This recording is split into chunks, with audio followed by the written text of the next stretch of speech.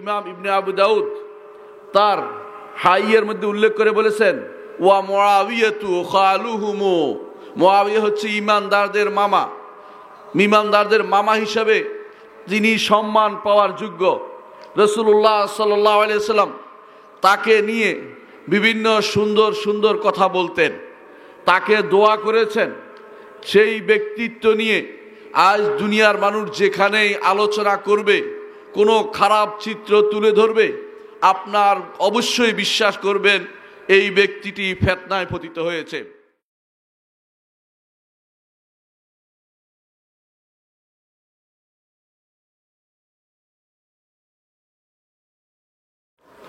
আজকের এই বিশাল মাহফিলে যারা উপস্থিত আছেন সবার কাছে এমন একটি বিষয় নিয়ে আলোচনা করব যে বিষয়টির আলোচনা খুবই জরুরি এই কারণে যে ইসলামের ইতিহাসকে প্রচুর পরিমাণে বিকৃতি সাধন করা হয়েছে।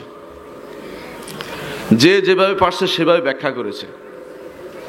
আপনারা জানেন যে উমাইয়া যুগের ইতিহাস লেখা হয়েছে আব্বাসী যুগে, আর আব্বাসী যুগে শিয়াদের খুব বেশি উপদ্রব ছিল। অধিকাংশ মুআররিখরা শিয়া ছিল, অধিকাংশ ইতিহাসবিদরা শিয়া ছিল। এরা এমন এমন জিনিস লিখেছে যার অস্তিত্ব আসলেই নাই।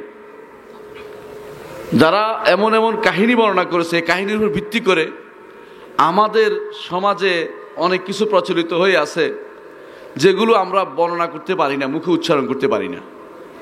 এর মধ্যে সে আগুনে ঘৃতাহুতি হয়েছে যখন বিষাদ সিন্ধু আমাদের সমাজে প্রসার লাভ করেছে। বিষাদ সিন্ধু পুরোটাই মিথ্যা, বানোয়াট এবং একজন জাহেল মূর্খ মানুষের লেখা। অথচ এর উপর ভিত্তি করে পুরো আমাদের পূর্বতন যত আমাদের আসল মানুষদেরকে বিভিন্নভাবে খারাপভাবে চিত্রায়িত করা হয়েছে। প্রথমে আমরা যে বিষয়গুলি আলোচনা করতে চাই সেটা হচ্ছে আমার উস্তাদ জি শেখ আব্দুল মোহসেন আব্বাদ হাফেজাহুল্লাহ এখনো জীবিত আছে, তার একটা গ্রন্থ আছে, নাম হচ্ছে মিন আকওয়ালিল মুনসিফিন ফি সাহাবি আল খলিফা মুআবিয়া রাদিয়াল্লাহু আনহুর উপরে মুনসিফ আলেমদের যে কথা, ইনসাফকারী আলেমদের যে কথা, সেগুলির তিনি কয়েকটা উল্লেখ করেছেন। আমি কয়েকটা উল্লেখ করব। প্রথমত সাহাবায়ে কেরামের মর্যাদার কথা। সাহাবায়ে কেরামের মর্যাদার কথা আল্লাহ নিজে ঘোষণা করেছেন। আল্লাহ নিজে কোরআনে কারিমে সাহাবায়ে কেরামের মর্যাদা ঘোষণা করেছেন। একটি দুটি আয়াত নয়। আপনি সাহাবায়ে কেরামের মর্যাদা যদি একটি আয়াত হয় তাহলেও আপনার জন্য যথেষ্ট হয়ে যায়। সেটা কি? অনেক আয়াতে ঘোষণা করেছেন, তার মধ্যে একটি আয়াত শুধু বর্ণনা করব। আল্লাহ তাআলা বলছেন, ফাইন আমানু বিমিসলি মা আমানতুম বিহি ফাকাদ ইহতাদাও। যদি দুনিয়ার মানুষরা তোমরা যেরকম ঈমান এনেছো এরকম ঈমান আনে তবে তারা হেদায়েত প্রাপ্ত হবে। আল্লাহু আকবার। আপনার ঈমানের মাপকাঠি কি, আপনার ঈমানকে কিভাবে মাপবেন সেটার জন্য একটা মানদণ্ড দিয়ে দিয়েছে, সেটার জন্য একটা বাটখারা দিয়ে দিয়েছে। আপনার ঈমান শুদ্ধ হবে যদি সাহাবায়ে কেরাম রিদওয়ানুল্লাহ আলাইহিম আজমাইনের ব্যাপারে আপনার কোনো খারাপ ধারণা না থাকে, তারা যেরকম ঈমান এনেছে সেরকম ঈমান যদি আপনার হয়। এর অর্থ হচ্ছে এমনকি একজন রাসূলুল্লাহ সাল্লাল্লাহু আলাইহি ওয়াসাল্লামকে 1 ঘন্টার জন্য দেখেছে, মুহূর্তের জন্য দেখেছে, তিনিও কিয়ামত পর্যন্ত সকল মানুষ থেকে উত্তম। তারা হচ্ছে সাহাবায়ে কেরাম রিদওয়ানুল্লাহ আলাইহিম আজমাইন। এই সাহাবায়ে কেরামের মধ্যে একজন হচ্ছেন খলিফাতুল মুসলিমিন, আমিরুল মুমিনিন মুআবিয়া ইবনে আবি সুফিয়ান রাদিয়াল্লাহু আনহুম জামিআন। মুআবিয়া ইবনে আবি সুফিয়ান তিনিও সাহাবী, তার বাপও সাহাবী, তার মাও সাহাবী, তার বোনও সাহাবী। তিনি হচ্ছেন রাসূলুল্লাহ সাল্লাল্লাহু আলাইহি ওয়াসাল্লামের শ্যালক। রাসূলুল্লাহ সাল্লাল্লাহু আলাইহি ওয়াসাল্লামের শ্যালক হিসাবে তিনি আমাদের মামা। এই বর্ণনাটি ইমাম ইবনে আবু দাউদ তার হাইয়ের মধ্যে উল্লেখ করে বলেছেন, ওয়া মুআবিয়াতু খালুহুমু, মুআবিয়া হচ্ছে ঈমানদারদের মামা। ঈমানদারদের মামা হিসাবে যিনি সম্মান পাওয়ার যোগ্য। রাসূলুল্লাহ সাল্লাল্লাহু আলাইহি ওয়াসাল্লাম তাকে নিয়ে বিভিন্ন সুন্দর সুন্দর কথা বলতেন, তাকে দোয়া করেছেন। সেই ব্যক্তিত্ব নিয়ে আজ দুনিয়ার মানুষ যেখানেই আলোচনা করবে, কোনো খারাপ চিত্র তুলে ধরবে, আপনার অবশ্যই বিশ্বাস করবেন এই ব্যক্তিটি ফিতনায় পতিত হয়েছে, এই ব্যক্তিটি ফিতনায় পতিত হয়েছে। এই জন্য ইমাম তহাবী রহমতুল্লাহ আলাইহি, হানাফি মযহাবের বড় ইমাম, তিনি বলছেন ওয়া নুহিব্বু আসহাব রাসূলিল্লাহি সাল্লাল্লাহু আলাইহি ওয়াসাল্লাম, আমরা রাসূলুল্লাহ সাল্লাল্লাহু আলাইহি ওয়াসাল্লামের সাহাবীদেরকে পছন্দ করি, ভালোবাসি। ওয়ালা নুফাররিতু ফি হুব্বি আহাদিম মিনহুম, তাদের একজনের ব্যাপারেও আমরা বাড়াবাড়ি করি না, তাদের কমও তাদের থেকে তাদের ভালোবাসার ক্ষেত্রে কমতি করি না এবং বাড়াবাড়িও করি না। এবং তাদেরকে যারা ভালোবাসে তাদেরকে আমরা ভালোবাসি, তাদেরকে যারা খারাপ জানে তাদেরকে আমরা খারাপ জানি, এবং তাদের ভালো জিনিসগুলো আমরা বর্ণনা করি, ভালো দিকগুলো বর্ণনা করি। তাদের সম্পর্কে কোনো খারাপ কিছু বলি না, শুধু ভালোটাই উচ্চারণ করি। কারণ তাদের ভালোবাসা হচ্ছে দ্বীন এবং ঈমান ও ইহসান, আর তাদের সাথে শত্রুতা পোষণ করা হচ্ছে কুফরি করা, মুনাফিকি করা এবং সীমা লঙ্ঘন করা। এটা হচ্ছে আমার কথা নয়, ইমাম আবু জাফর তহাবী রহমতুল্লাহ আলাইহি যে আকীদার বইটি সারা বিশ্বে পাঠ্য, কেউ এদিকে পড়ে ওদিকে পড়ে, কিন্তু এটা পাঠ্য, এই বইয়ের মধ্যে সেটা আছে।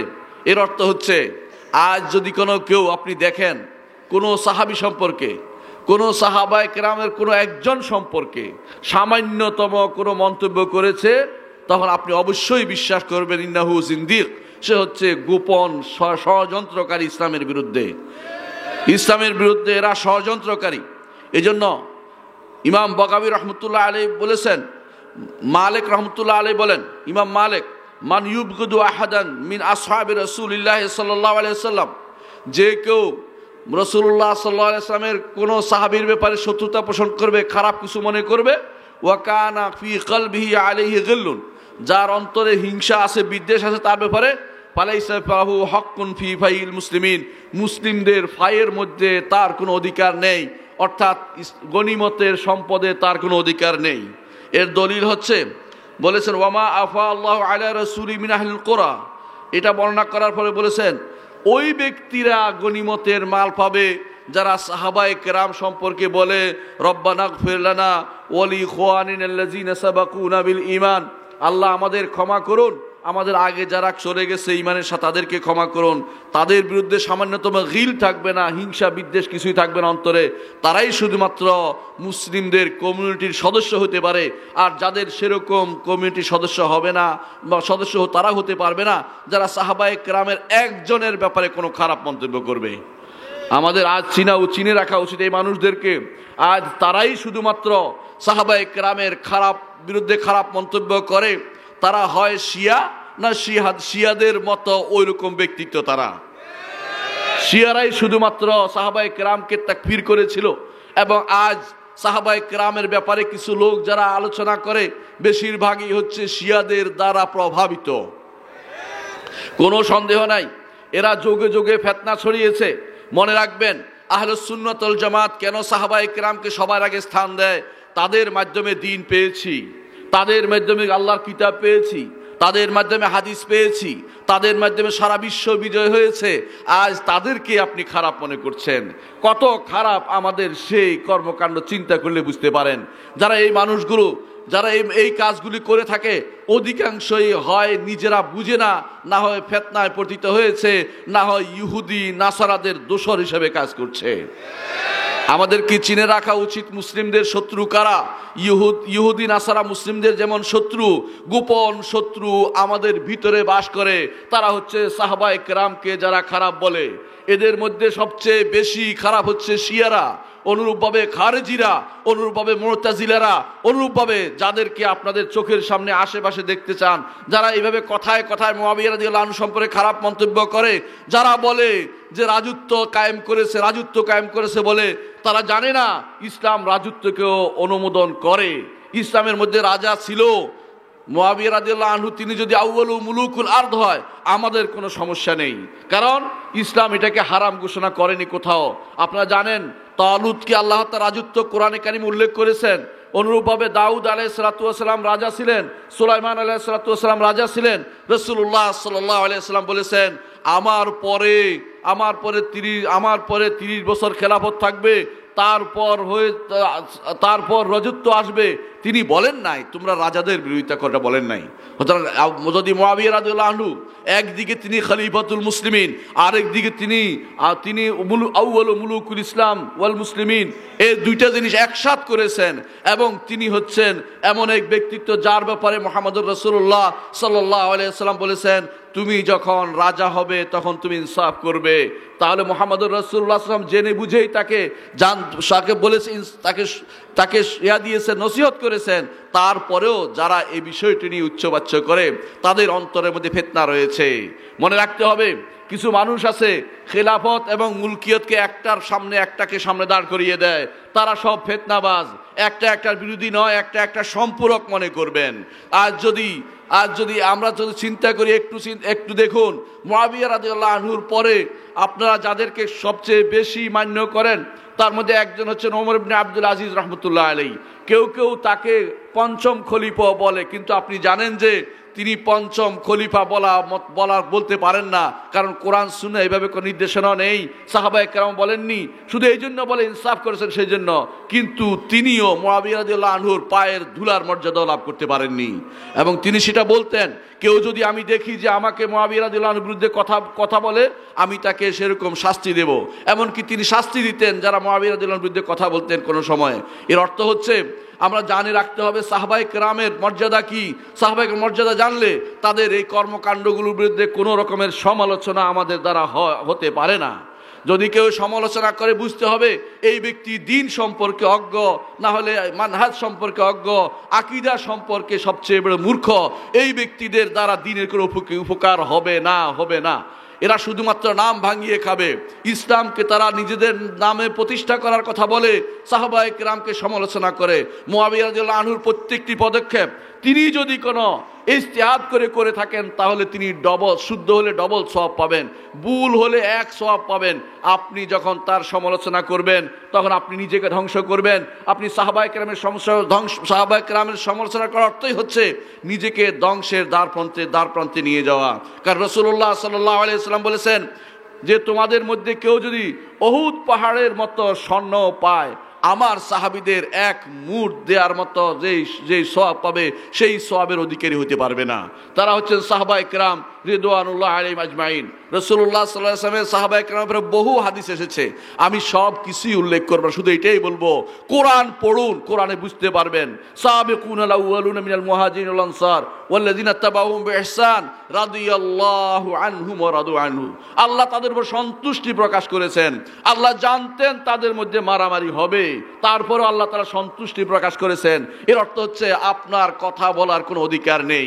যে বা যারা এই জাতীয় কথাগুলি বলে থাকে অধিকাংশই তারা কোরআনে কারীমের পড়ে, তারা কিন্তু পাঠ তাদের কণ্ঠনালীর ভিতরে প্রবেশ করে না। তারা শুধু ভাষা নলেজ দিয়ে, কোনো ব্যক্তির বক্তব্য দিয়ে, কোনো ব্যক্তির বইয়ের অনুবাদ দিয়ে তারা শুধুমাত্র অন্ধভাবে সাহাবায়ে কেরামের বিরুদ্ধে লেগে আছে। তারা বুঝে না যে সাহাবায়ে কেরামের বিরুদ্ধে লাগার অর্থ হচ্ছে তারা হচ্ছে এমন পাথরকে সরাতে চাচ্ছে, কানাত সখরাতিন ইয়াউমান লিয়ুহনাহা ফামা আওহানাহু আওহা কারনাহুল ওয়াইলু। যে তারা জানে না, তাদের মনে করেছে একটা পাথর দেখে এক বন্য ছাগল মনে করেছে যে পাথর আমি সরাই ফেলবো, সে তার শিং দিয়ে গুঁতো দিচ্ছে পাথরকে। এক সময় দেখা গেল পাথর কিছুই হয় নাই, শিং তার ভেঙে গেছে। এই মানুষগুলো যারা সাহাবায়ে কেরামের বিরুদ্ধে নামছে তাদের নিজেদের ক্ষতি করছে, নিজেদের কষ্ট দিচ্ছে, সাহাবায়ে কেরামের কোনো কষ্ট হবে না। কারণ তারা হচ্ছে এমন এক সম্প্রদায় যাদের ব্যাপারে রাসূলুল্লাহ সাল্লাল্লাহু আলাইহি ওয়াসাল্লাম বেহেশতি জান্নাতি হওয়ার ঘোষণা দিয়েছেন। যারা জান্নাতি হবে তারা হবে ইখওয়ানান আলা সুরুরিম মুতাকাবিলিন। তারা ভাই হবে, তারা খাটের উপরে বসে পরস্পর এক আলাপ করবে। আমরা বিশ্বাস করি আলী রাদিয়াল্লাহু আনহু, মুআবিয়া রাদিয়াল্লাহু আনহু, হাসান রাদিয়াল্লাহু আনহু, হোসাইন রাদিয়াল্লাহু আনহু, তারা সামনাসামনি পরস্পর বসবে। এদের ভিতরে কোনো রকমের হিংসা বিদ্বেষ কিছুই থাকবে না, কারণ কান্তরার মধ্যে তাদেরকে তা থেকে মুক্ত করে তারপর জান্নাতে দেয়া হবে। কিন্তু আপনি আমি তাদের বিরুদ্ধে নেমে নিজের ঈমানকে ধ্বংস করছি, নিজের আকীদা ধ্বংস করছি, নিজের বিশ্বাস ধ্বংস করছি, নিজের জীবন ধ্বংস করছি এবং মুসলিমদের মধ্যে নিকৃষ্ট কাজটি করছি। মনে রাখবেন, যদি ইহুদিদের জিজ্ঞাসা করা হয় সবচেয়ে ভালো মানুষ কারা, বলবে ইহুদিরা বলবে যে সবচেয়ে ভালো মানুষ হচ্ছে মুসার সাথীরা। আর যদি নাসারাদের জিজ্ঞাসা করা হয় সবচেয়ে ভালো মানুষ কারা, নাসারা বলবে সবচেয়ে ভালো মানুষ হচ্ছে যারা ঈসা আলাইহিসসালাতু ওয়াসসালামের সাথে ছিল, হাওয়ারিরা। কিন্তু দুর্ভাগ্যবশত এই মানুষগুলোই এদের মধ্যে বর্তমান সমাজে হতে শুরু করে শিয়াদের যারা প্রভাবিত মানুষগুলো, যদি তাদেরকে জিজ্ঞাসা করা হয় কারা খারাপ মানুষ, তারা বলবে নাউজুবিল্লাহ সাহাবায়ে কেরামকে খারাপ বলবে। এর অর্থ হচ্ছে এরা ফিতনার ভিতরে পতিত হয়েছে। এরা জানে না কোথায় হাত দিয়েছে, যেখানে হাত দিয়েছে সে হাত পুরো সারখার হয়ে যাবে, সে হাত থেকে কুশি বের হবে না। তারা জানে না অন্যায় কাজ কি করেছে, তারা এমন জায়গায় হাত দিয়েছে যেখানে হাত দেওয়ার অনুমোদন ইসলাম দেয়নি, ইসলাম সেটা দেয়নি। যে হিংসা বিদ্বেষ সাহাবায়ে কেরামের বিরুদ্ধে পোষণ করছে, কথায় কথায় সাহাবায়ে কেরামের দোষ ধরছে, মুআবিয়া রাদিয়াল্লাহু আনহুর দোষ ধরছে। তারা জানে না যে তিনি ইজতিহাদ করে সঠিক কাজটি করেছেন। সেই ইজতিহাদ কি ছিল, এই বিষয়টি আমার দ্বিতীয় অংশ। তিনি যে কাজ করেছেন ইসলামের ইতিহাসে, সেটা হচ্ছে তিনি অস্তুল বাহরি করেছেন, নৌবহর করেছেন এবং সমুদ্র পাহারার মতো বসেছিলেন, যেটা অন্যদের কারা সম্ভব ছিল না। তিনি 20 বছর আমির হিসাবে আর 20 বছর খলিফাতুল মুসলিমিন হিসাবে শাসন করেছেন, দেখিয়ে দিয়েছেন কিভাবে শাসন করতে হয়। সারা মুসলিম বিশ্বকে একক ক্ষমতার ভিতরে রেখে কিভাবে সারা বিশ্ব মুসলিমকে শান্তির সাথে রাখতে হয় সেটা দেখিয়ে দিয়েছেন। মুহাম্মদুর রাসূলুল্লাহ সাল্লাল্লাহু আলাইহি ওয়াসাল্লাম ঘোষণা করেছিলেন তার ছেলে হাসান সম্পর্কে যে হাসান ইবনি হাজা সৈয়দ, আমার এই ছেলে সৈয়দ নেতা। যদি মুসলমানদের আমার আশা করি যে মুসলিমদের মধ্যে যখন একটা ফিতনা হবে সেই সময় এর দ্বারা আল্লাহ তাআলা তাদের মধ্যে ঐক্যের ঘোষণা করবেন। তিনি হচ্ছেন মুআবিয়া রাদিয়াল্লাহু আনহু। তার মাধ্যমে মুসলিমদের ঐক্য হয়েছিল এবং তখনকার সময়ে যেই জিনিসটি আলী রাদিয়াল্লাহু আনহুর সময় প্রতিষ্ঠিত হতে পারেনি, মুআবিয়া রাদিয়াল্লাহু আনহুর সময় সেটা প্রতিষ্ঠিত হয়েছিল। কারণ আলী রাদিয়াল্লাহু আনহুর নেতৃত্ব সারা মুসলিম বিশ্বের সব জায়গায় প্রতিষ্ঠিত ছিল না, কিন্তু মুআবিয়া রাদিয়াল্লাহু আনহুর নেতৃত্ব সারা বিশ্বের আনাচে কানাচে মুসলিম যেখানে ছিল সেখানেই প্রতিষ্ঠিত ছিল। আলহামদুলিল্লাহ। এর অর্থ হচ্ছে এমন একজন ব্যক্তি সম্পর্কে কথা বলা আমাদের জন্য ধৃষ্টতা ছাড়া আর কিছুই নয়।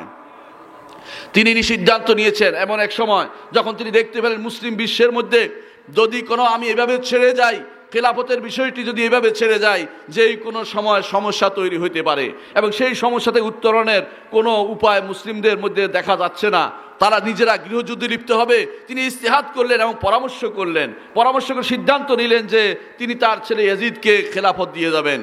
অনেকে বলে থাকে ইয়াজিদ এই ছিল, ওই ছিল, ওইটা ছিল। আপনারা জানেন না ওগুলি অধিকাংশই মিথ্যা কথা, অধিকাংশই বানোয়াট কথা। ইয়াজিদের ভিতরে এরকম জিনিসগুলো ছিল না। ইয়াজিদ বাদিয়া, সে বড় হয়েছে মরুভূমিতে, বড় হয়েছে তার মাতুলালয়ে। কেন? কারণ তার কাছে প্রাসাদ অট্টালিকা ভালো লাগতো না, তার মা মাইসুনের কাছে প্রাসাদ ভালো লাগতো না। এই জন্য সে বাদিয়া পছন্দ করত। সেখানে বড় হয়েছে, শাহামা যোগ্যতা সম্পন্ন ব্যক্তি হয়েছে এবং তার মধ্যে যারা বলা হয় যে মদ খেত, এইটাও মিথ্যা কথা। যারা বলে যে নামাজ পড়তো না, মিথ্যা কথা। যারা বলে এটা বলছে, এই জাতীয় অনেকগুলো কথা যারা বলে থাকে বেশিরভাগে নির্ভর করে থাকে আবু মেখনাফ লুত ইবনে ইয়াহিয়ার বর্ণনার উপরে। এই লোকটি ছিল শিয়া এবং কট্টর মিথ্যাবাদী। আর বেশিরভাগ এই সমস্ত বর্ণনার ক্ষেত্রে নির্ভর করে থাকে। তারা নির্ভর করে কার উপরে আপনারা জানেন, সে হচ্ছে যে ওয়াকিদির উপরে। ওয়াকিদি হচ্ছে বড় মিথ্যাবাদী। এই মিথ্যুকদের বর্ণনার উপর নির্ভর করে আমরা আমাদের মানুষের ভিতরে ফিতনা লাগিয়ে দিয়েছি। আমরা বলছি না ইয়াজিদ ফেরেশতা, সেটা বলছি না। ইয়াজিদ তাবেঈ ছিল, ইয়াজিদ সাহাবী নয়।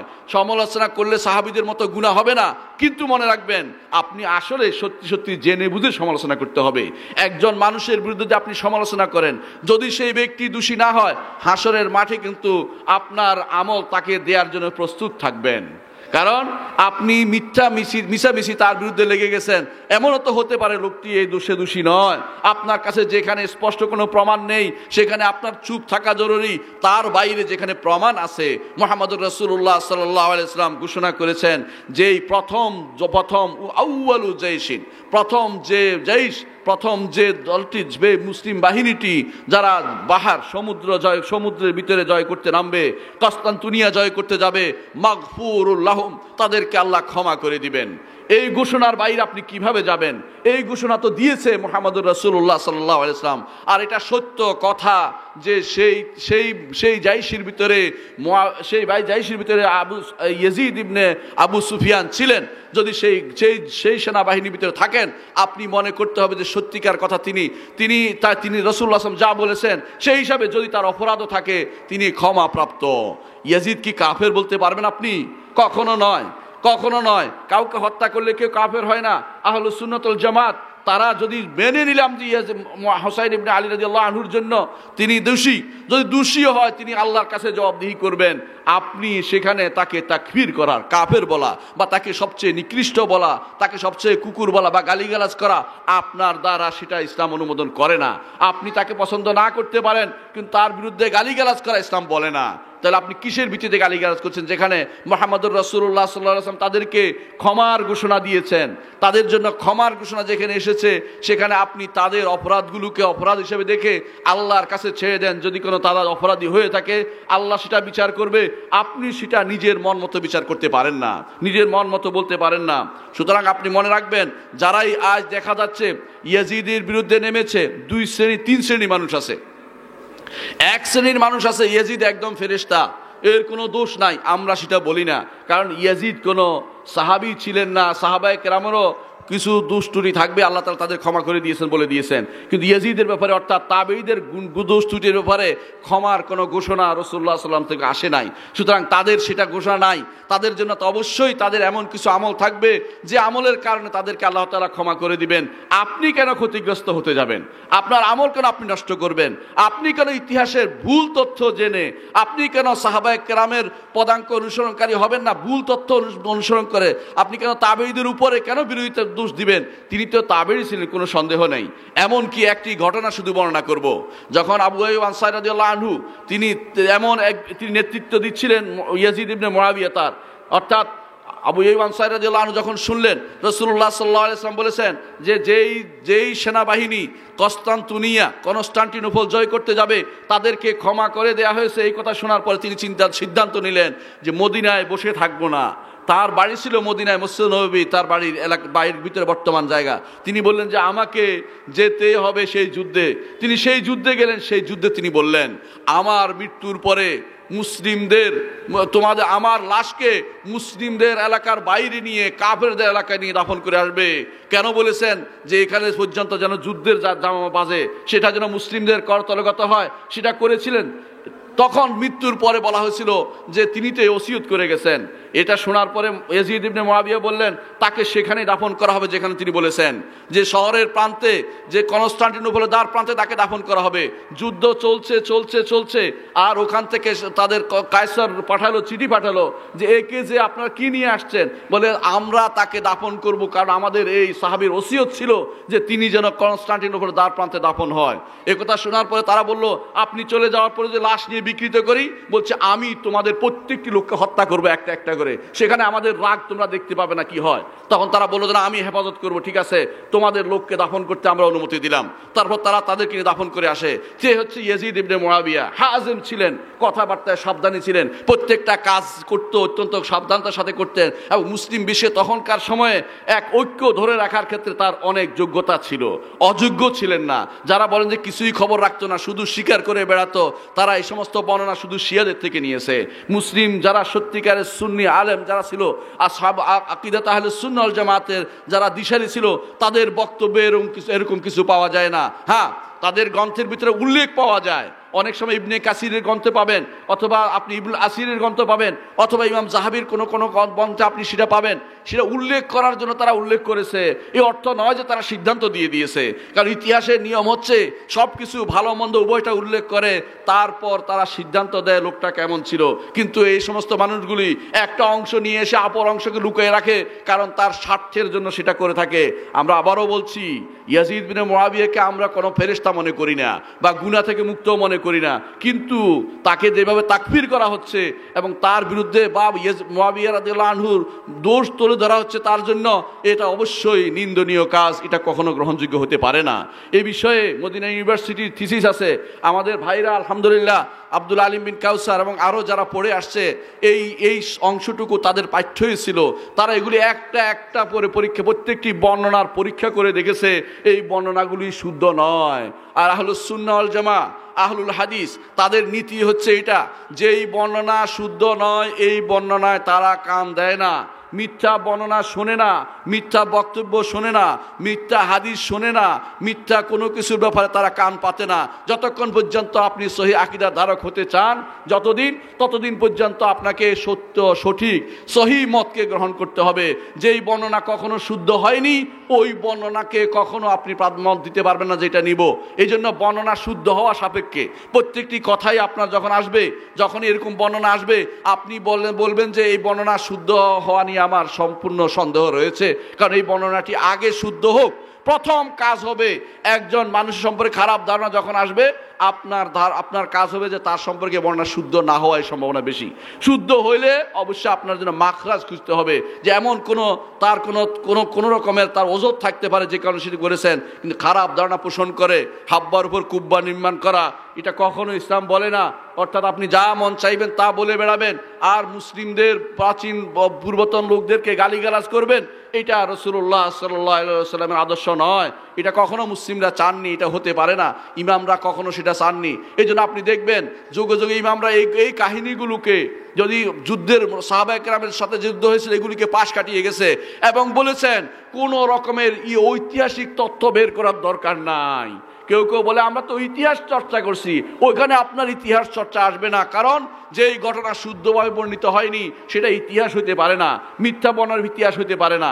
আর যারা তাবেঈদের সুযোগে যে সমস্ত বর্ণনা হয়েছে সেগুলো যদি শুদ্ধভাবে না এসে থাকে, আপনি বলেন যে সেটার ব্যাপারে আমরা জানি না। আপনারা জানেন যে সালফে সালেহ সবসময় একটা কথা বলতেন, তিলকা দিমাউন তাহহারাল্লাহু বিহা আলসিনাতানা, এমন কিছু রক্ত আল্লাহ তাআলা তার দ্বারা আমার হাতকে রঞ্জিত করেননি, আমি আমার মুখকে সেই সমস্ত ঘটনা বর্ণনা করে সেগুলিকে বিষাক্ত করব না। অর্থাৎ যেগুলোতে আল্লাহ তাআলা আমাদেরকে মুক্ত করেছেন আলহামদুলিল্লাহ সেগুলি থেকে আমরা দূরে থাকব। ওমর ইবনে আব্দুল আজিজ রাহমাতুল্লাহ আলাইহি সেজন্য শিক্ষা দিয়েছেন আমাদেরকে তিনি বলেছেন, তিনি মিম্বারে এটা জারি করে দিয়েছেন যেন বলে প্রত্যেকটি মানুষ যখন সাহাবায়ে কেরামের উপর আমরা তাদের উপর তারাদ্দি করি, তাদের জন্য রেদা বলি, সন্তুষ্ট আসি বলি, তারপর যেন বলে রব্বানা গফির লানা ওয়া লিইখওয়ানিনা আল্লাযিনা সাবাকুনা বিল ঈমান ওয়া লা তাজআল ফি কুলুবিনা গিল্লাল লিল্লাযিনা আমানু রব্বানা ইন্নাকা রাউফুর রাহিম। সুতরাং এইভাবে আমরা দোয়া করব। ওই জায়গাটুকু থেকে ইতিহাস নেওয়ার কোনো কিছু নেই। যারা সেখান থেকে ইতিহাস নেওয়ার চিন্তা করেছে নিজেরা ইতিহাস নেওয়ার যোগ্য নয়, তারা মিথ্যা বর্ণনা দিয়ে তারা ইতিহাস রচনা করতে চেয়েছে। তাদের ব্যাপারে আমাদের সাবধান থাকতে হবে। এই সমস্ত মিথ্যুকদের বর্ণনা নিব না। আর মিথ্যুক বর্ণনা দিয়ে যারা আমাদের জন্য নতুন তথ্য দিয়ে আমাদের পূর্বপুরুষদের সাথে আমাদের সম্পর্ক নষ্ট করার জন্য পয়তারা করছে, তাদের থেকে আমরা অবশ্যই সাবধান থাকব। আল্লাহ আমাদের বুঝার তৌফিক দান করুন। ওয়া আখিরু দাওয়ানা আলহামদুলিল্লাহি রাব্বিল আলামিন। আসসালামু আলাইকুম ওয়া রাহমাতুল্লাহি ওয়া বারাকাতুহু।